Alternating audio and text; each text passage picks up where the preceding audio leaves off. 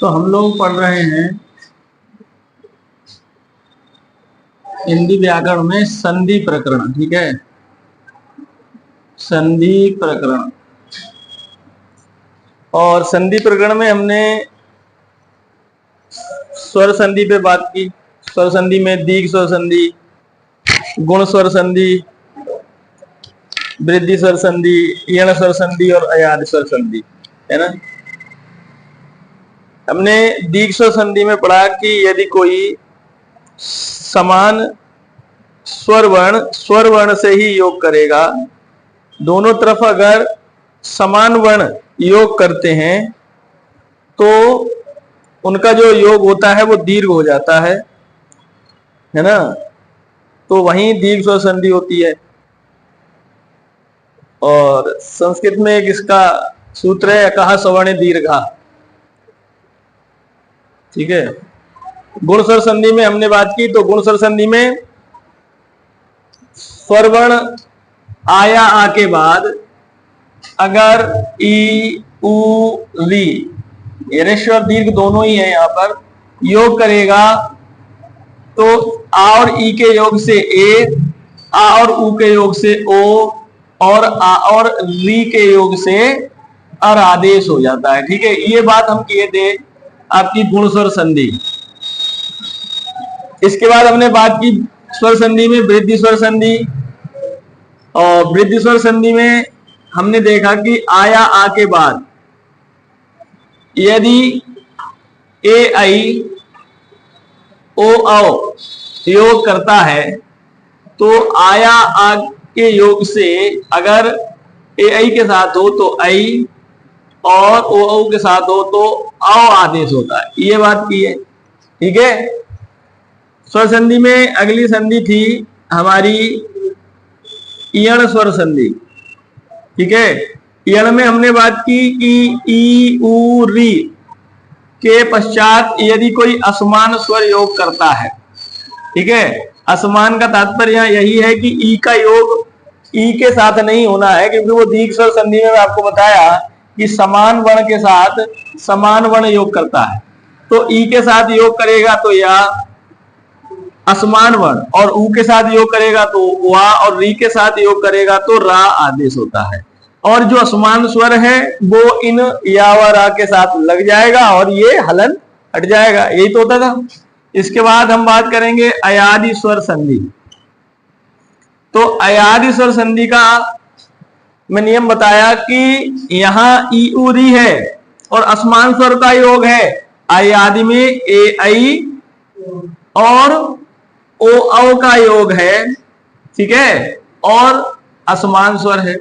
तो क्या है, यहां असमान स्वर को देखते हुए ए का तो अय, आई का आय, ओ का अब और औ का आव आदेश होता है। और उसके बाद जो असमान स्वर है वो हलंत वाले वर्ण में योग कर जाता है। ठीक है। तो कुल मिला के अगर मैंने यहाँ पहली ये है दीर्घ स्वर संधि। दीर्घ स्वर संधि में क्या बताया, समान वर्ण का, ठीक है, समान वर्ण चाहे कोई हो, आ हो या ई हो या उ हो, कोई भी हो, अगर योग करता है तो इनके योग से क्या दीर्घ आदेश माने आ, या कहें तो ई, या कहें तो उ। अब ई कब होगा, जब ई या ई योग करेगा। मेरी बात समझ रहे हैं ना।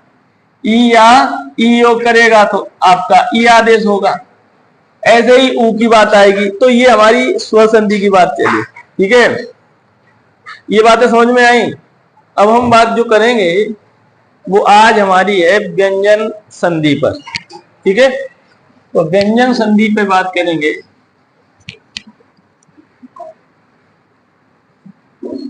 देखिए, हमने स्वर संधि को जब पढ़ा तो देखा कि स्वर संधि के अपने अपने भेद हैं। ठीक है। लेकिन जब हम बात व्यंजन संधि की करते हैं तो व्यंजन संधि में देखते हैं कि व्यंजन संधि में भेद नहीं है, व्यंजन संधि में नियम है। उन नियमों के आधार पर हम व्यंजन संधि को पढ़ते हैं। तो सबसे पहले जाने व्यंजन संधि कब होती है। ठीक है। आराम आराम से समझिएगा। देखिए, व्यंजन संधि कब होती है, हमने आपको बताया था कि स्वर वर्ण का योग स्वर वर्ण से होगा, तब जाके कौन सी संधि होगी? स्वर संधि होगी। यही तो बताए थे। तो व्यंजन कब होगी? कि जब स्वर का योग किसी व्यंजन वर्ण के साथ हो। ठीक है, माने पहले पद का अंतिम वर्ण स्वर और दूसरे पद का प्रथम वर्ण व्यंजन है, तो भी जाके भैया कौन सी संधि होगी? व्यंजन संधि होगी। मेरी बात समझ रहे हैं ना? और हमने बताया कि अब व्यंजन का, किसका? व्यंजन का स्वर वर्ण से योग हो तो भी आपका क्या होगा? व्यंजन संधि होगी। और मैं आपको बताया कि व्यंजन वर्ण का व्यंजन वर्ण से ही योग हो, उस स्थिति में भी आपकी कौन सी संधि होगी? व्यंजन संधि होगी। ठीक है, यही तो बताए थे स्थितियां। समझ में आ रहा है ना? अब देखिए, पहले पद में स्वर व्यंजन, पहले पद में स्वर, दूसरे में व्यंजन, पहले पद में व्यंजन, दूसरे में स्वर, या दोनों में व्यंजन योग करेगा तो आपका व्यंजन संधि ही होगी। अब देखिए, मैं आपको बताऊं, जो संधि है उसमें जो संधि होती है वो 4 प्रकार से की जाती है। ठीक है, संधि कितने प्रकार से की जाती है? 4 प्रकार से। तो पहला उसका नाम है आदेश, इसको जरूर समझना है ध्यान से। आगम, लोप और प्रकृति भाव। जब संधि हम करते हैं तो ये 4 स्थितियां बनती हैं, माने इन 4 तरीकों से आपकी संधि होती है। अब देखिए, आदेश कब होता है? संधि जब हम करते हैं, संधि विच्छेद जब करते हैं, तो उस समय आदेश कब होता है? हम यहां लिखेंगे, है ना? क्या आदेश होगा? संधि करने पर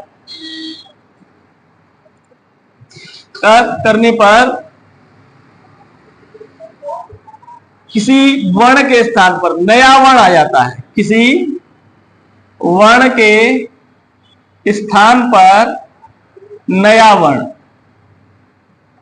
वर्ण आ जाता है, तब आपकी संधि होती है कौन सी? आदेश के रूप में। आदेश संधि में कब होता है? जब हमने संधि की और एक नया वर्ण आ गया। जैसे हम बात करें आपका, जैसे हम बात करें, मान लीजिए हमने बात की स्वर में ही कर लें, जैसे रमेश है। ठीक है, हमने योग किया रमादनीश। अब यहां बेटा देखो, रम में आ निकाले, इधर ई, इधर शा, आ और ई मिलकर क्या है? ए। तो यार योग किसी का हो रहा है और आ नया वर्ण रहा है। मेरी बात समझ रहे हैं? नया वर्ण आ रहा है कि नहीं आ रहा है? अब या ऐसे कर लीजिए, जैसे हमने संधि की ही संधि करें, संधि विच्छेद करेंगे तो समधन दी। अब देखिए, इस मकार के स्थान पर जब हम संधि करेंगे तो क्या होगा? या तो अनुस्वार में जाएगा और या ये पंचमा अक्षर में जाएगा। किसमें जाएगा? पंचमा अक्षर में, पंचम वर्ण में। तो ये अनुस्वार के रूप में जाएगा तो संधि इस तरीके से हो जाएगी, या आपकी संधि आपका पंचम वर्ण आके हो जाएगी। ठीक है, हाँ।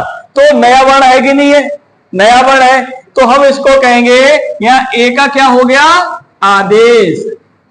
ए स्वर का आदेश हुआ। यहां ना का क्या हुआ? बताओ, मकार के स्थान पर ना का क्या हुआ? आदेश हुआ। ये बात आदेश वाली समझ में आ गई। ठीक है, आदेश कब है?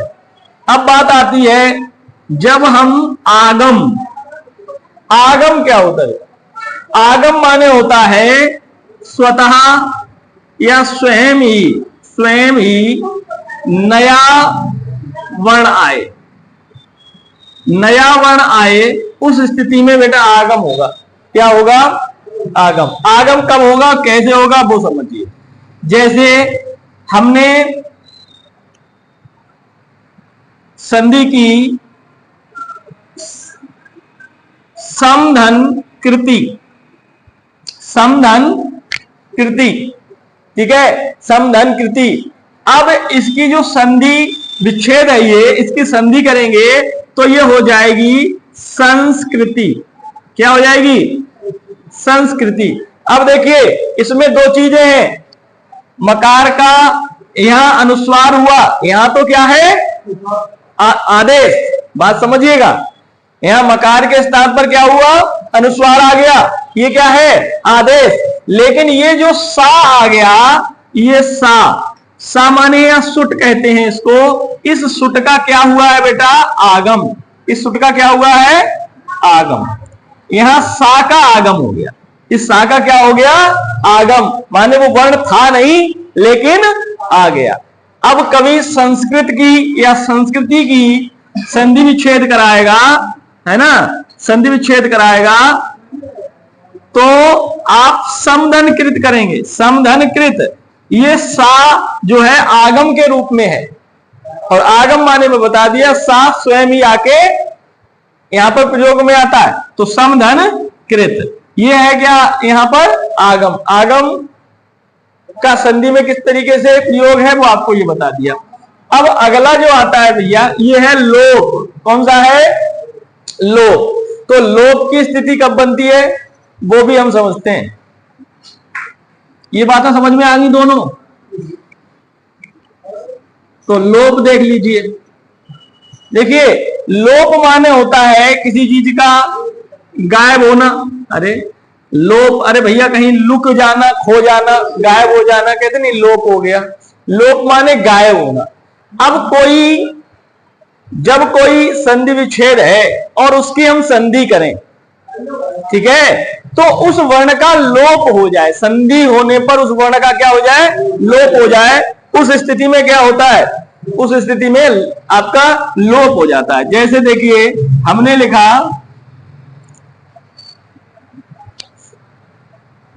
लिखा युवान, युवान धन अवस्था, ठीक है, युवान धन अवस्था।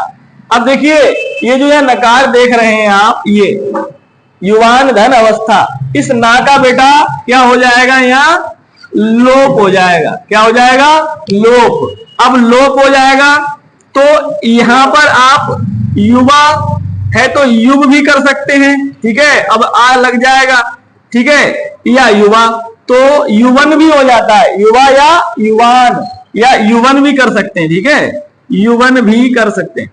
अब युवा धन अवस्था, वो तो ना का क्या हो गया? लोप हो गया। अब यहां पर दोनों योग होगा, ये भी आ है, ये भी आ है, क्या हो जाएगा?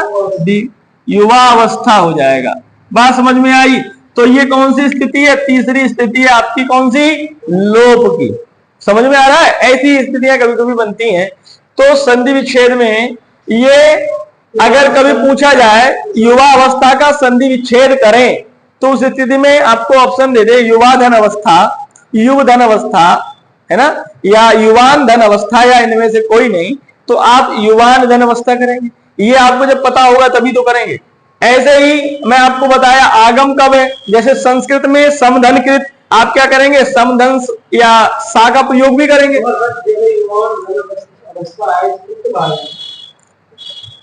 नहीं, हाँ, जैसे मेरी बात समझिए।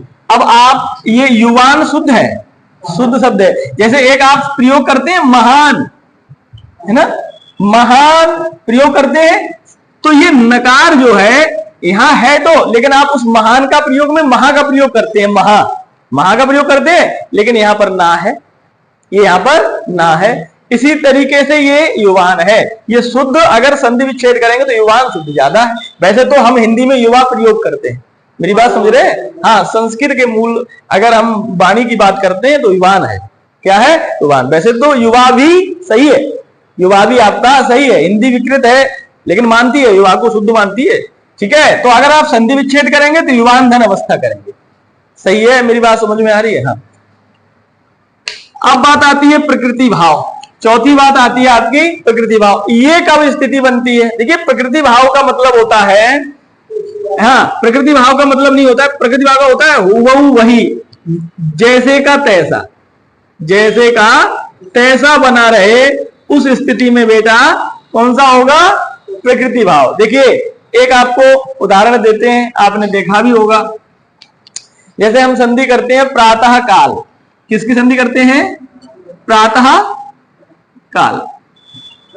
अगर हम इसकी संधि विच्छेद करेंगे तो प्रातः धन काल हो जाएगा। ठीक है, अब हम वैसे का वैसा ही रहेगा, या प्रातः काल लिख दीजिए फिर से।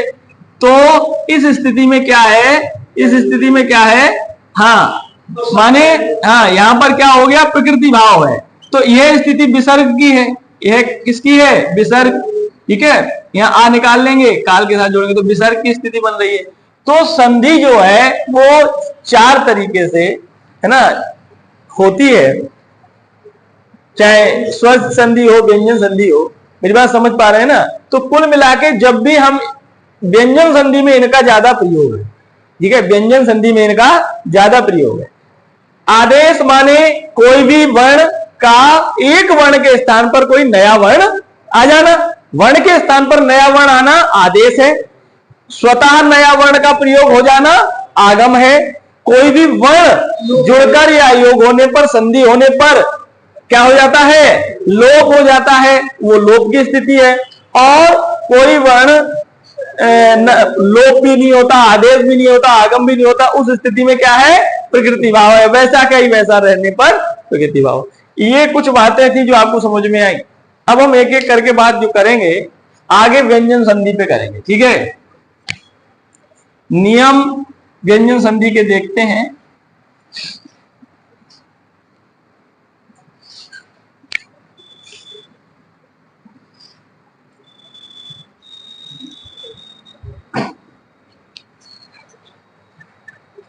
देखिए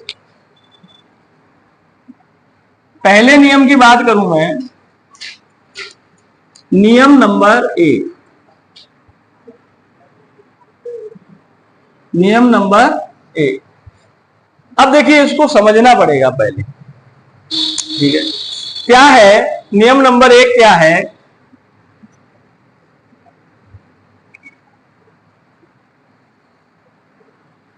प्रथम वर्ण माने प्रत्येक, या ऐसे लिख लीजिए,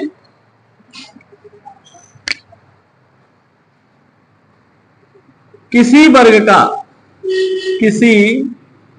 वर्ग का प्रथम वर्ण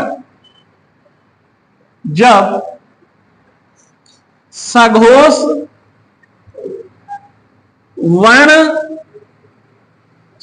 वर्ण से योग करता है।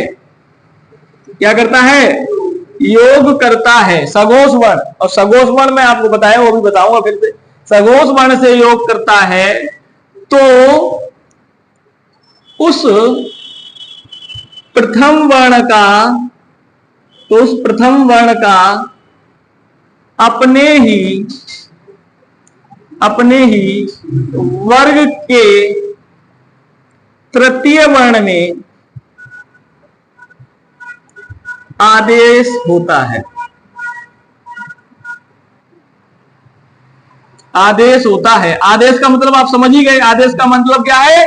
कोई नया वर्ण बनेगा। ठीक है, मेरी बात समझ रहे हैं ना? आदेश होता है। किसी वर्ग का प्रथम वर्ण जब सघोष वर्ण से योग करेगा, किसी भी सघोष वर्ण से योग करेगा, उस स्थिति में जो प्रथम वर्ण है उसका क्या हो जाएगा? अपने ही तीसरे वर्ण में, अपने ही वर्ग के तीसरे वर्ण में आदेश। ये कैसे बात अभी ऐसे नहीं समझ में आई होगी। पहले हम भैया बात करें सघोष वर्ण। देखो बेटा, मैं आपको बताया भी था, वर्णमाला जब पढ़ाया तो बताया कि सघोष कौन कौन से होते हैं। माने प्रत्येक वर्ग का तीसरा, चौथा, पांचवा। ठीक है, और इसके अलावा या, वा, रा, ला, हा और सभी स्वर, ये क्या है? सघोष वर्ण। लेकिन एक याद रखनी है बात, इस नियम में इस पंचम वर्ण को छोड़ते हुए, यहां चाहे आप लिख देंगे सघोष वर्ण, और यहां सघोष वर्ण के बाद आप कोष्टक में लिख देंगे, यहां मैं बदल देता हूं सघोष वर्ण। अब आप पंचम वर्ण को पंचम वर्ण को छोड़कर, ठीक है, पंचम वर्ण को, पंचम वर्ण को छोड़कर, ठीक है, ठीक है, सगोष वर्ण से योग करता है पंचम वर्ण को छोड़कर। अब ये पांचवा वर्ण क्यों छोड़ेंगे, इसका अगला नियम है। इसकी स्थिति 3 4 या वरला हा और सभी स्वर की स्थिति अलग है। और अगर कोई वर्ण पहला, किसी वर्ग का प्रथम वर्ण योग इनके अलावा अगर पंचम वर्ण से करेगा तो अलग नियम है। वो स्थिति हम आपको नियम नंबर 2 बताएंगे। अभी ये देखिएगा, अब कोई भी वर्ण किसी भी वर्ग का, किसी वर्ग का माने चाहे का वर्ग का पहला का, चा वर्ग का पहला चा, छा वर्ग ता वर्ग का पहला ता वर्ग का टा और पा वर्ग का पा, ये पहला वर्ण हो गया, ये पहला वर्ण हो गया। अब ये योग किससे करेगा, सगोष वर्ण से। सगोष माने बेटा प्रत्येक वर्ग का तीसरा और चौथा, पांचवा हम छोड़ते हुए चलेंगे। और कौन सा, या वा रा ला और हा, बताइएगा। इसके अलावा सभी स्वर, इनसे योग करेगा तो ये तो होंगे ही। तो ये पहला जो है वो अपने ही तीसरे में चला जाएगा बेटा। कहां चला जाएगा, अपने ही तीसरे में। अब बेटा तीसरे में कहां जाएगा, का क्या हो जाएगा, गा हो जाएगा। मेरी आप समझ पा रहे हैं ना बात। का क्या हो जाएगा, गा। चा का क्या हो जाएगा, जा। टा का क्या हो जाएगा, टाठा डा। ता का क्या हो जाएगा, ताथा दा। और पा का क्या हो जाएगा, पाफा बा। आप समझ गए ना ये आदेश कैसे होगा। अभी मैं उदाहरण दूंगा तो आपको समझ में आएगा। यहाँ चौथा नहीं, नियम तो नियम है। ये जो क्या तीसरे से करेंगे, तीसरे से मतलब तीसरे, यहाँ कोई भी हो, हमें इससे मतलब नहीं है। यहाँ तीसरा वर्ण हो तब भी, चौथा वर्ण हो तब भी, या हो तब भी, वाह हो तब भी, रा हो तब भी, ला हो तब भी। यहाँ कोई भी वर्ण दिख जाए तुम्हें तो ये वाली मैं बात बदलाऊं, ये तो मैं बात कहा ही नहीं कुछ। ये तो वैसा ही का वैसा रहेगा, जो जैसा है वैसा ही रहेगा। तीसरा है तब भी, चौथा है तब भी, या कोई भी वर्ण है तब भी। लेकिन ये पहला जो वर्ण है उसका आदेश अपने ही वर्ग का है तो गा, चा है तो जा, टा है तो डा, ता है तो दा और पा है तो बा में बदल जाएगा। मेरी बात तो समझ में आई। तो ये आपका नियम है। ये आपका कौन सा है, ये जो भाषा लिखी है मैंने इसकी ये शॉर्ट फॉर्म समझ लीजिए, ठीक है। तो पहला वर्ण अगर सघोष वर्ण से योग करे, सघोष से योग करे तो इसको देखते हुए इस पहले का तीसरे वर्ण में क्या हो जाता है, आदेश हो जाता है। मेरी बात समझ गए। अब एक उदाहरण लेते हैं। उदाहरण है जैसे,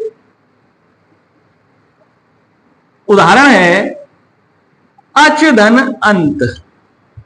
अच धन अंत, संधि विच्छेद की बात हो रही है। अच धन अंत।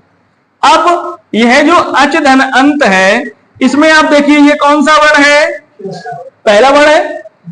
और यहां पर सघोष वर्ण है कि नहीं है, सभी स्वर है तो सघोष वर्ण है। तो बेटा क्या करेंगे आप, इसको तो बस देखिए, इसको देखना मात्र है और इसमें प्रयोग करना है। तो ये चा का कौन सा होगा, तीसरा, चा छा जा। तो ये कहां चला जाएगा, अज में आदेश हो जाएगा कि नहीं, जा में। अरे बताइए, तो ये क्या हो जाएगा, मिलके अजंत हो जाएगा।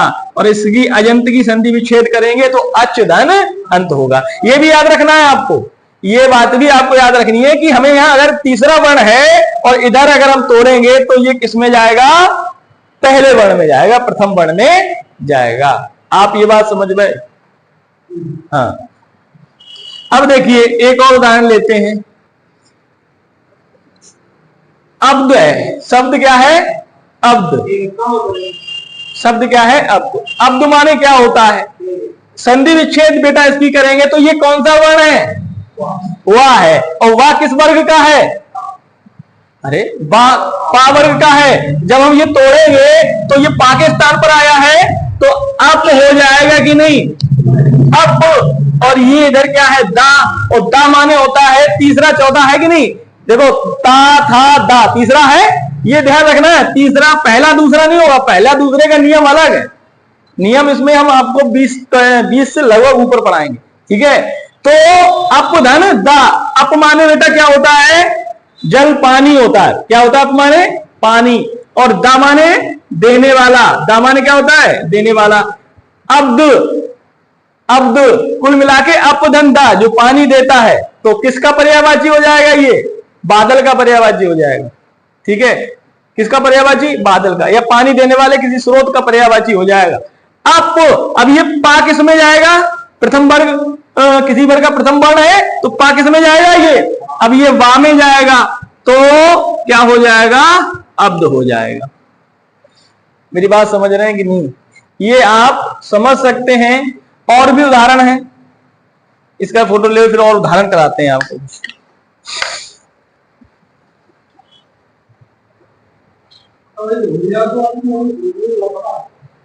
नहीं भूलेंगे, अब समझ में आना चाहिए ना, रटाने वाली मैं स्थिति कोई रख ही नहीं रहा हूं, एक एक चीज समझाने की कोशिश है।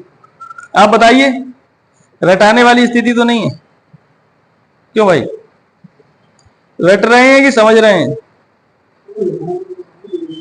अभी और समझेंगे तब बताएंगे, ठीक है। मिटा देंगे। अब देखो ये मिटाते हैं।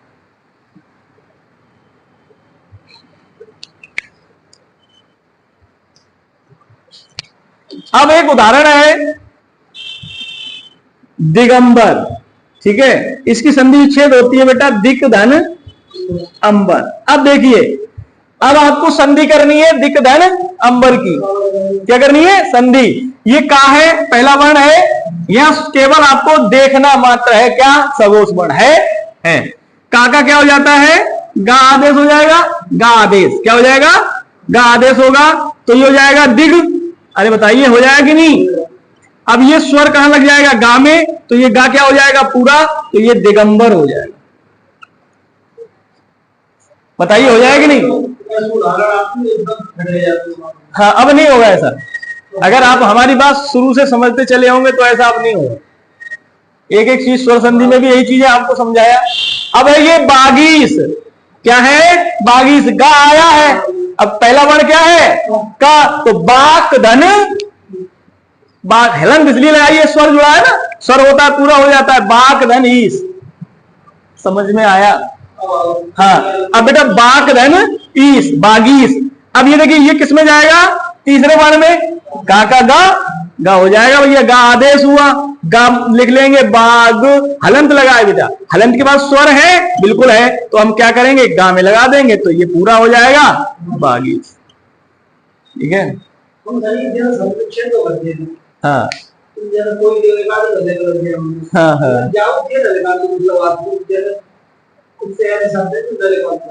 अब ऐसा नहीं होगा। हाँ, अब निकल जाएगी, ठीक है, ठीक है, ये बात समझ में आई। अब और देखिए, अब जैसे मैं कहूं अब्ज का भी आप कर लेंगे। अब तो अरे आपको धन जा, अपधन जा, अप माने जल है, जा माने होता है जन्म लेने वाला, जल में जन्म लेने वाला क्या है, कमल। अब्ज जो है कमल का पर्यायवाची है, और अब्द पानी के स्रोत माने बादल का पर्यायवाची है, ठीक है। मेरी बात समझ रहे हैं ना। अब्द, तो ये पा है बेटा, तीसरे में चला जाएगा, क्या हो जाएगा, बा, अब, ठीक है। और ये जा जुड़ जाएगा, तो ये जाएगा अब्ज हो जाएगा कि नहीं, बताइए। ऐसे ही मैं आपसे कहूं सदवंश, सद धन वंश, सदवंश। अब बताइए, सदवंश ये जुड़ा हुआ है, नहीं, सदवंश ऐसे जोड़ पहले नहीं है, तो सदवंश, तो क्या हो जाएगा, ये पहले का पहले आदेश होगा, तीसरे का, और ये क्या है, वंश। अब ये देखिए, बा है भैया, सगोश वर्णों में बा आता है, अरे आता है, तो ये चीजें आपको थोड़ी देखनी पड़ेगी। देखिए, अब आप कहेंगे कि सर ये कैसे इतनी चीजें याद रखेंगे। देखिए, याद नहीं रखी जाती, कोई चीज अभ्यास की होती है, याद रखने की नहीं होती। आप किसी भी चीज को आप अभ्यास करेंगे तो वो चीज आपको सरलता से आपकी क्या हो जाएगी, हाँ, कंठस्थ हो जाएगी। तो कुल मिला के देखिए, सत ता है, किस में जाएगा, तीसरे में करेंगे तो दा हो जाएगा। अरे हो जाएगा कि दा नहीं, अब ये वंश मिला के लिखेंगे तो सदवंश हो जाएगा। और मैं आपको शुरू में क्या बताया, जो आपके गोल वर्ण होते हैं उनमें हलंत लगता है, ना कि कभी वो आधे होते हैं, ये बताया। इसलिए क्या है यहाँ पर हलंत। ये सारी बातें आपको तभी तो मैं बताया कि संधि में इन सब का बहुत ज्यादा प्रयोग है। तो ये बात समझ में आई कि नहीं? अब देखिए एक और इसका ले लीजिए फोटो।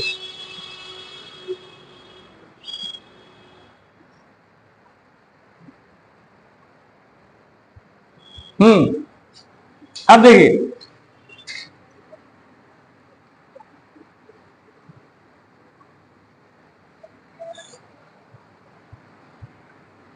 भगवद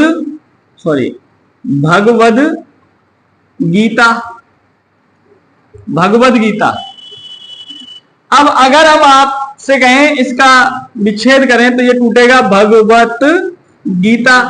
अब ये क्या है, पहला वर्ण है, पहले का तीसरे में आदेश होता है, क्या हो जाएगा, भगवत गीता हो जाएगा। तो ये नियम आपका कौन सा रहा, पहला नियम रहा कि यदि कोई पहला वर्ण, किसी भी वर्ग का पहला वर्ण किसी भी सघोष वर्ण से योग करे, समझ लीजिए फिर से, पहला वर्ण किसी भी वर्ग का सघोष वर्ण से योग करे, तो इस सघोष वर्ण से कोई मतलब नहीं है हमें, इससे मतलब है इसका संधि करने पर, माने ये विच्छेद है, विच्छेद से जब हम संधि करेंगे, क्योंकि ये विच्छेद है, योग लगा है तो विच्छेद है, तो हम संधि करने पर ये तीसरे में आदेश हो जाएगा। बस ये बात समझ में आई कि नहीं? ये बात बेटा समझ में आई कि नहीं? ठीक है। हाँ, अब देखिए अब क्या नियम है, ये मिटा दे रहे हैं।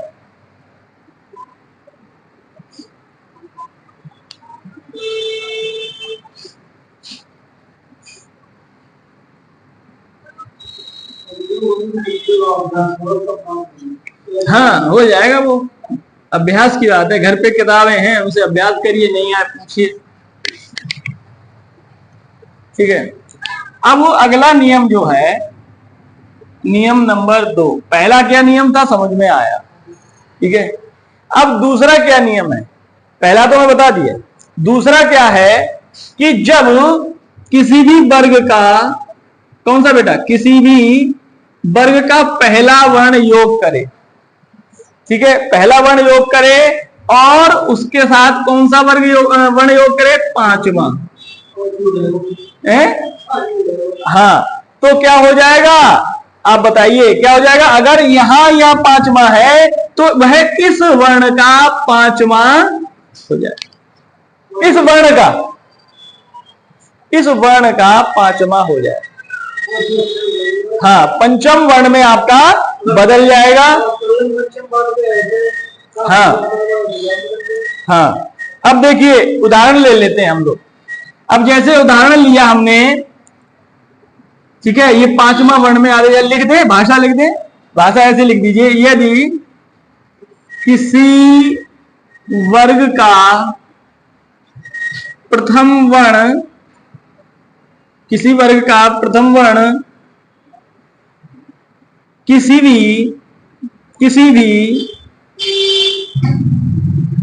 पंचम वर्ण से योग करे, तो पंचम वर्ण से योग करे तो उस प्रथम वर्ण का अपने ही पंचम वर्ण में आदेश होता है। बेटा ये बात समझ में आई कि नहीं?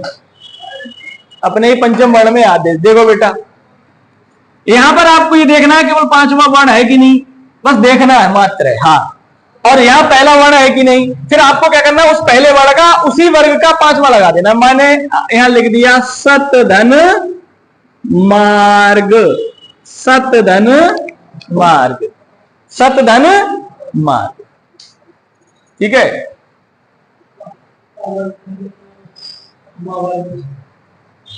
अब हमने सतमार्ग की बात की यहां, और का वर्ग है ये, और यहां पांचवा वर्ण है कि नहीं है? कोई भी पांचवा वर्ण अगर यहां है और यहां अगर तावण है तो इस ता का जो है वो किसमें आदेश होगा? ता का आपका पांचवा वर्ण कौन सा होगा? ता था दा धा ना में आदेश होगा।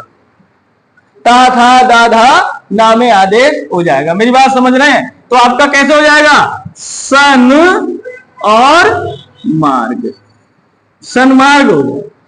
क्या हो जाएगा? सन्मार्ग हो जाएगा। ये बात समझ में आई कि नहीं? समझ में आ रही है? और उदाहरण देखते हैं। हाँ, अब जैसे हमने कहा बाक धन में, बाक धन में, हाँ बाक धन में। अब देखिए यहां पांचवा वर्ण है, यहां पहला वर्ण है। अब इसका पांचवा वर्ण क्या होता है? अंगा होता है। ठीक है, अभी अंगा आपका लग जाएगा बांग में। क्या हो जाएगा बेटा? बांग में, बांग में। बात समझ में आई कि नहीं?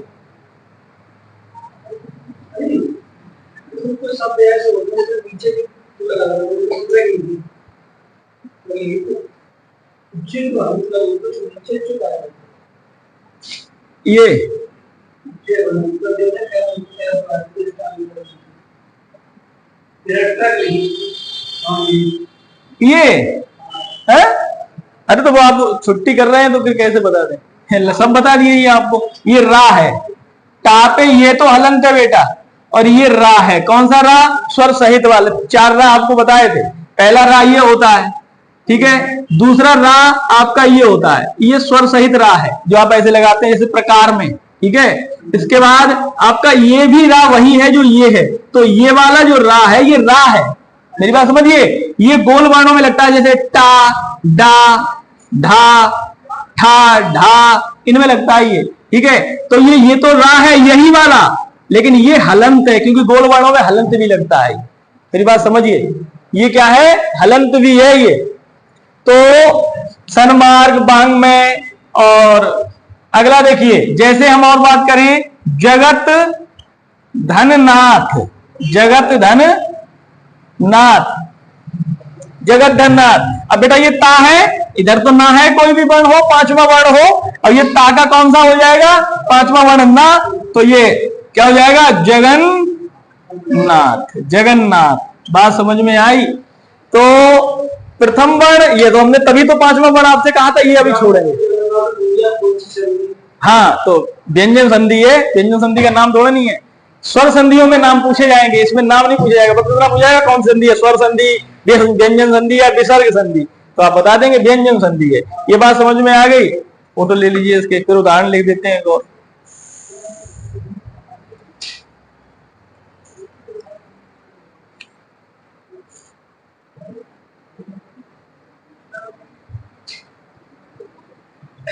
ठीक है, अब देखिए अन्य और उदाहरण इसमें हम देखना चाहें तो जगन माता, जगन माता, जगन मोहनी,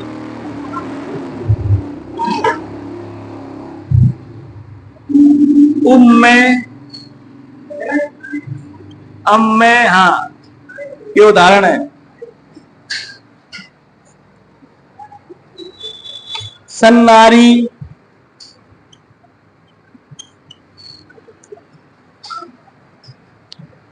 ये भी नियम नंबर 2 के उदाहरण है। ये घर पे कर लेना।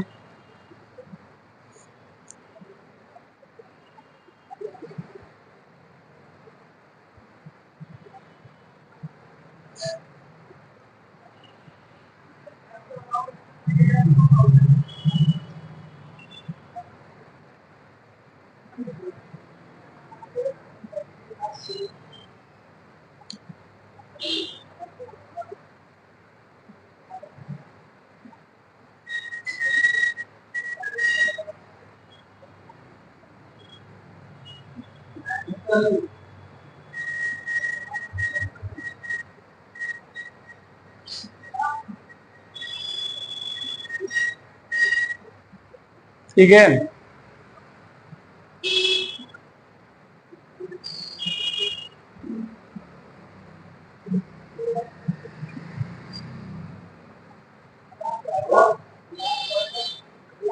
समझ में आया? इसमें और उदाहरण ले लो। षण्मुख,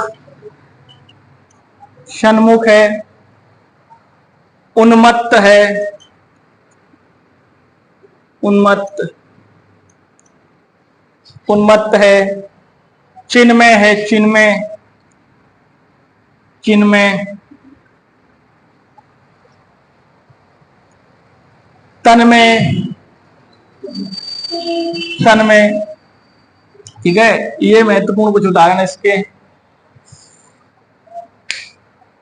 ठीक है, तो ये दो नियम हैं, इनके उदाहरण आप लोग घर पे देखिएगा। ठीक है, और भी कल पढ़ाएंगे, क्योंकि ये सारी चीजें फिर से बतानी पड़ेंगी, इसलिए आज इतना ही रखते हैं। सही है? सही है, क्या करा जाए। हैं?